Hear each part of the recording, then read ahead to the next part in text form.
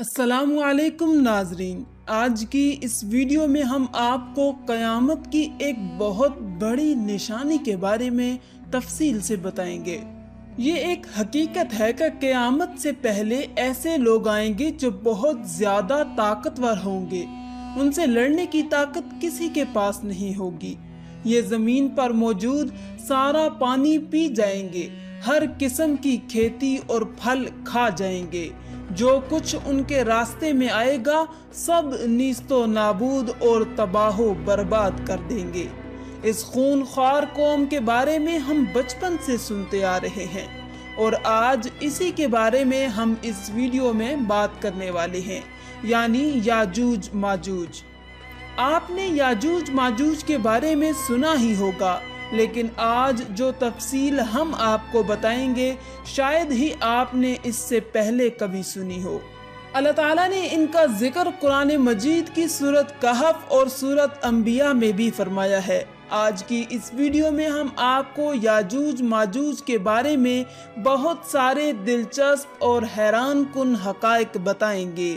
याजूज माजूज कौन है, ये कैसे दिखते हैं, कहाँ रहते हैं, कब आएंगे और बहुत कुछ। नाज़रीन, दुनिया में कुल 4 बादशाह ऐसे गुजरे हैं जिन्होंने अपने वक्त में पूरी दुनिया पर हुकूमत की है। पूरी दुनिया पर उनकी हुकूमत थी, जिनमें से 2 मुसलमान थे और 2 गैर मुस्लिम थे। काफिरों में नमरूद और बख्त नसर, जबकि मुसलमानों में हजरत सुलेमान अलैहिस्सलाम और दूसरे जुल्करनैन थे। जुल्करनैन का नाम सिकंदर है। ये हजरत साम बिन नूह अलैहिस्सलाम की औलाद में से थे और एक बुढ़िया के इकलौते बेटे थे और हजरत खिजर अलैहिस्सलाम के खालाजाद भाई थे। आपने हजरत इब्राहीम खलीलुल्लाह के हाथ पर इस्लाम कबूल किया और कई साल उनकी सोहबत में रहे। याद रहे, ये नबी तो नहीं है, लेकिन हाँ एक नेक इंसान थे जिन्हें अल्लाह ताला ने अपनी वलायत अता फरमाई थी। कुरान मजीद की सूरत कहफ में हजरत जुल्करनैन रज़ी अल्लाह ताला अन्हो के 3 सफरों का हाल बयान किया है। 3 जबरदस्त सफर उन्होंने किए और उन 3 सफरों के हाल हम आपको आज बताने वाले हैं, जो बहुत ही अजीब और हैरान कुन हैं। पहले सफर की कहानी ये है कि साम बिन नूह अलैहिस्सलाम की औलाद में से एक शख्स आबे हयात के चश्मे से पानी पी लेगा तो उसको मौत न आएगी। तो हजरत जुल्करनैन ने उसी तलाश में मगरब की तरफ सफर शुरू किया और आपके साथ हजरत खिजर अलैहिस्सलाम भी थे। हजरत खिजर तो आबे हयात के उस चश्मे तक पहुंच गए और उसका पानी भी पी लिया, मगर हजरत जुल्करनैन के मुकद्दर में वो नहीं था और आपको आबे हयात ना मिल सका। हजरत जुल्करनैन का सफर जारी था और आप चलते चलते ऐसे मुकाम पर पहुंच गए, क्योंकि वेस्ट में ही सूरज गुरूब होता है, वो बिल्कुल दुनिया के आखिरी कोने में आ गए और सूरज गुरूब होने के वक्त आपको ऐसा मंजर नजर आता जैसे एक सियाह चश्मे में सूरज डूब रहा है। जैसे कि समंदरी सफर जो करते हैं तो लोगों को ऐसा लगता है कि सूरज जो है वो समंदर के अंदर डूब रहा है, लेकिन वेस्ट के आखिर में आप इतना आगे पहुंच चुके थे, जो दुनिया का आखिरी कोना था, वहां उनको एक अजीब कौम मिली जो जानवरों की खाल पहने हुए थे और उसके सिवा कोई दूसरा लिबास उनके बदन पर नहीं था। वो दरियाई मुर्दा जानवर खाते थे, इसके अलावा कोई ग़िज़ा नहीं थी उनकी। वो कौम नासिक कहलाती थी। हज़रत जुल्करनैन ने उनको दीन की दावत दी, इस्लाम की दावत दी। कुछ लोग तो ईमान लाए, लेकिन कुछ लोगों ने आपके साथ जंग भी की और वो आखिरकार बेबस हो गए। उसके बाद अब बारी है उनके दूसरे सफर की। अब ये सफर ईस्ट की तरफ था, यहाँ तक कि चलते चलते आप ऐसी जगह पहुँच गए जहाँ से सूरज तुलू होता है। आप सूरज तुलू होने की जगह पर जा पहुँचे। आपने वहाँ पर देखा कि वहाँ पर ऐसी कौम है जिनके पास कोई इमारत और मकानात नहीं है। उन लोगों का ये हाल था कि जब सूरज तुलू हो जाता तो ये गारों में चले जाते زمین کے اندر چلے جاتے اور جب سورج ڈھل جاتا تو غاروں سے نکل کر اپنی روزی کی تلاش میں نکل جاتے۔ یہ لوگ منسک کہلاتے ہیں۔ ان کی قوم کا نام تھا منسک۔ حضرت ذوالقرنین نے ان لوگوں کے مقابلے میں بھی اپنی اسلام کی دعوت پیش کی۔ اسی طرح کچھ لوگ ایمان لائے اور کچھ لوگ اڑے رہے اور آپ سے جنگ بھی کی، لیکن بہرحال آپ نے ان لوگوں کو بھی قابو کر لیا۔ اب ان کا تیسرا سفر تھا نارتھ کی طرف، یہاں تک کہ آپ صدین یعنی دو پہاڑوں کے درمیان پہنچ گئے تو وہاں بھی آبادی عجیب و غریب تھی۔ ان کی زبان بہت عجیب و غریب تھی۔ ان لوگوں کے ساتھ اشاروں میں بھی بہت مشکل سے بات چیت کی جا سکتی تھی۔ ان لوگوں نے حضرت ذوالقرنین سے یاجوج ماجوج کے مظالم کی شکایت کی اور آپ سے مدد مانگی کہ آپ ہمیں ان ظالموں سے بچائیں۔ ناظرین، یاجوج ماجوج یہ کون تھے؟ یہ یافس بن نوح علیہ السلام کی اولاد میں سے ایک فسادی گروہ ہے اور ان لوگوں کی تعداد بہت زیادہ ہے، جس کا اندازہ ان حدیث مبارکہ سے آپ لگا سکتے ہیں کہ حضرت عبداللہ بن عمر رضی اللہ تعالی عنہ نے فرمایا کہ جن و انس کے کل 10 حصے ہیں اور ان میں سے 9 حصے یاجوج ماجوج ہیں، باقی 1 حصہ انسان ہے۔ اب ذرا غور کریں کہ اگر اس وقت دنیا میں 7 بلین انسان 7 ارب لوگ ہیں تو اس حساب سے تقریباً 70 بلین یاجوج ماجوج ہو سکتے ہیں اور ان کی تعداد بڑھ رہی ہے۔ اور جس وقت یاجوج ماجوج آئیں گے نہ جانے اس وقت دنیا میں کتنے لوگ ہوں گے، تو وہ 10 گنا زیادہ ہوں گے۔ 10 گنا انسانوں سے زیادہ یاجوج ماجوج کی تعداد ہوگی۔ یاجوج ماجوج یہ اولاد آدم علیہ السلام سے ہیں۔ ان میں مرد بھی ہوتے ہیں اور عورتیں بھی ہوتی ہیں، اور ان کے 3 گروہ ہیں، ایک طاویل، دوسرا تاریس، تیسرا منسک۔ ان میں جو بھی مرتا ہے تقریباً 1000 یا اس سے زائد اولاد چھوڑ کر مرتا ہے۔ یہ لوگ بہت خونخوار اور بہت وحشی اور جنگلی ہیں، کیونکہ جانوروں کی طرح رہتے ہیں۔ اور جو بہار کے موسم میں یہ لوگ اپنے گھروں سے نکلتے ہیں اور تمام کھیتیاں اور سبزیاں کھا جاتے ہیں اور خشک چیزوں کو لاد کر لے جاتے ہیں۔ آدمیوں، جنگلی جانوروں، یہاں تک کہ سانپ، بچھو، گرگٹ، سب کچھ، چھوٹے بڑے جانور سب کو کھا جاتے ہیں۔ جب حضرت ذوالقرنین رضی اللہ تعالیٰ عنہ سے لوگوں نے فریاد کی کہ آپ ہمیں یاجوج ماجوج کے ان مظالم سے بچائیں، چاہے اس کے بدلے آپ کچھ لے لیں، حضرت ذوالقرنین نے کہا کہ میرے پاس اللہ کا دیا ہوا بہت کچھ ہے، مجھے کسی چیز کی ضرورت نہیں ہے، مگر تم اپنی جسمانی محنت کے ذریعے میری مدد کرو۔ آپ نے کمال کیا کیا کہ ان دونوں پہاڑوں کے درمیان آپ نے بہت بڑی گہری بنیاد کھدوائی، اتنا گہرا کھدوایا اس کو کہ اس کو اتنا کھودا کیا اس میں پانی نکل آیا، اور پھر اس کے بعد آپ نے اس میں پگھلائے ہوئے تانبے، سگار کے پتھر جمائے اور لوہے کے تخت نیچے اوپر لگا کر ان کے درمیان لکڑی اور کوئلہ بھروا دیا اور اس میں آگ لگا دی، یعنی اس طرح کی دیوار کہ پہاڑ کی بلندی تک اونچی بھی کر دی، اور اتنی مضبوط یہ دیوار ہو گئی کہ اب اس میں پگھلایا ہوا تانبا بھی ہے۔ اب یہ مل کر بہت مضبوط دیوار بن گئی ہے اور یہ بالکل پہاڑ کی اونچائی تک بنا دی گئی ہے۔ آج کے زمانے میں جسے ہم کنکریٹ کی دیوار کہتے ہیں، یہ اس سے بھی زیادہ مضبوط دیوار ہے۔ اب ہوا کیا کہ یاجوج ماجوج دیوار کی ایک طرف اور یہ قوم دیوار کی دوسری طرف ہیں۔ اب حدیث پاک میں ہے کہ یاجوج ماجوج روزانہ اس دیوار کو توڑ دیتے ہیں۔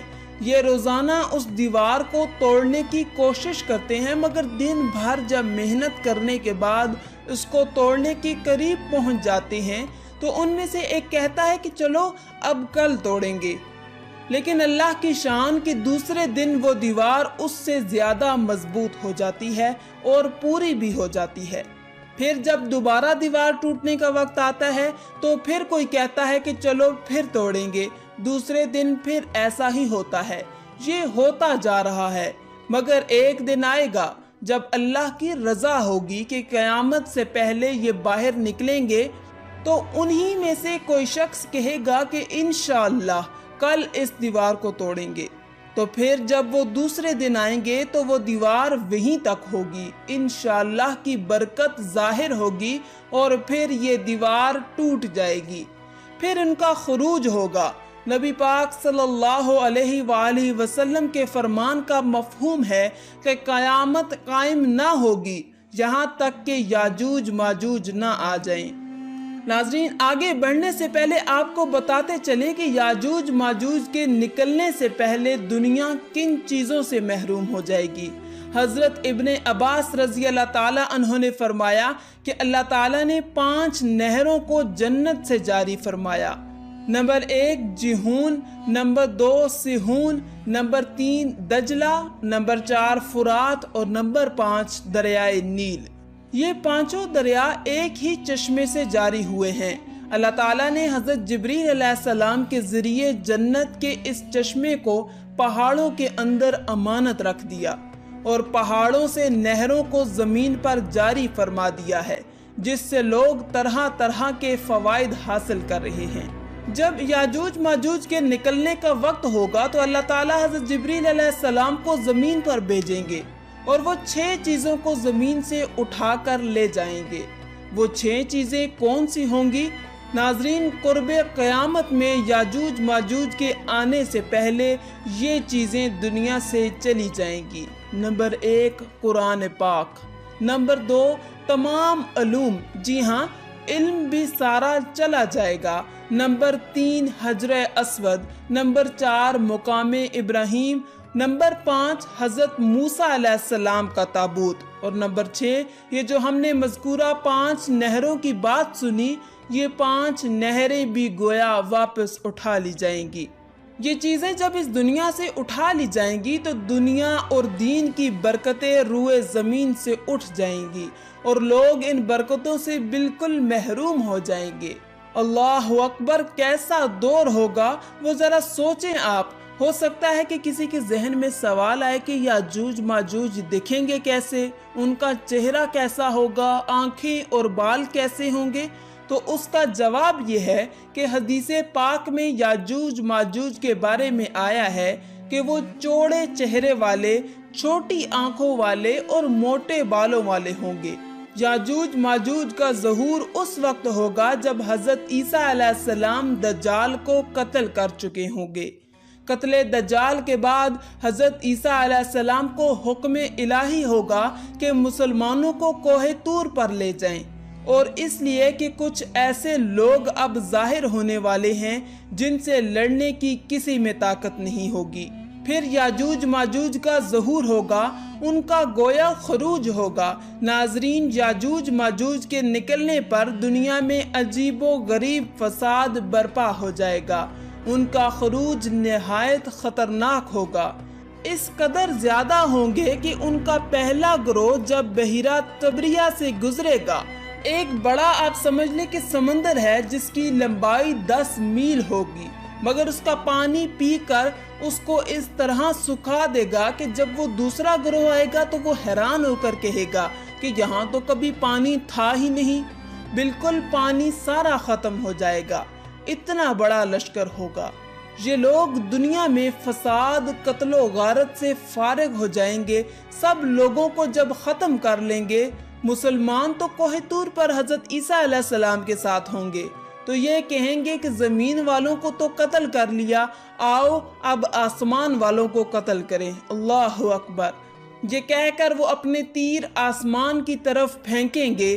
خدا کی قدرت تو دیکھیں کہ تیر آسمان سے جب نیچے گریں گے تو ان پر خون لگا ہوا ہوگا۔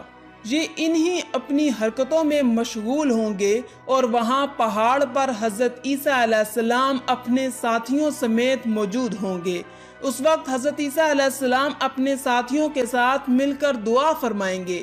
اللہ تعالیٰ یاجوج ماجوج کی گردنوں میں ایک قسم کا کیڑا پیدا فرمائیں گے، وہ سب کے سب یکدم مر جائیں گے۔